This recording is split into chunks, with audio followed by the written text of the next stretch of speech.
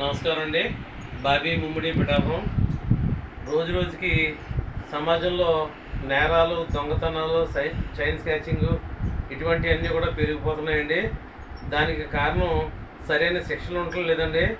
దొంగతనం చేసినోడే మళ్ళీ దొంగతనం చేస్తున్నాడండి.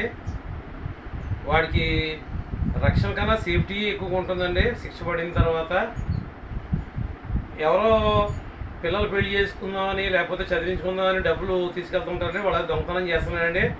ఇటువంటి వారికి సరైన శిక్షణ ఉండలేదండి. దొంగతనం చేసిన వారికి ఆడు ఉంటున్నందుకు జైలుకి రోజుకి 500 రెంటు, ఆడు తిని ఫుడ్కి, నెక్స్ట్ బెడ్కి, కరెంట్కి అన్నిటికీ డబ్బులు కట్టించాలండి. నెక్స్ట్ ఆడికి సెక్యూరిటీ కూడా ఎక్కువ కల్పిస్తున్నారండి. ప్రతిదానికి కూడా మెయింటెనెన్స్ కూడా ఆడికి కట్టించాలండి.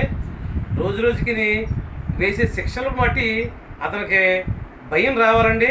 ఈ యొక్క భయాన్ని బట్టి రోజు రోజుకి నేర శిక్షలు తగ్గాలండి. దయించి ఈ గంజాయి అమ్మి వాళ్ళని, నాటు సారా అమ్మి వాళ్ళని, నెక్స్ట్ లంచం తీసుకుంటున్న ప్రభుత్వ అధికారులు, వీళ్ళందరికీ కూడా పదే దొంగతనం చేసే వాళ్ళకి వీళ్ళందరికీ కూడా ఈ శిక్షలు భయంకరంగా ఉండాలండి.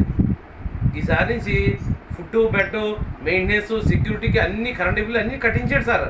ప్రజలు భారం మొయ్యలేకపోతున్నారండి. దయించి ఈ విషయాన్ని పరిగణన తీసుకోవాల్సిందిగా కోరుతున్నానండి.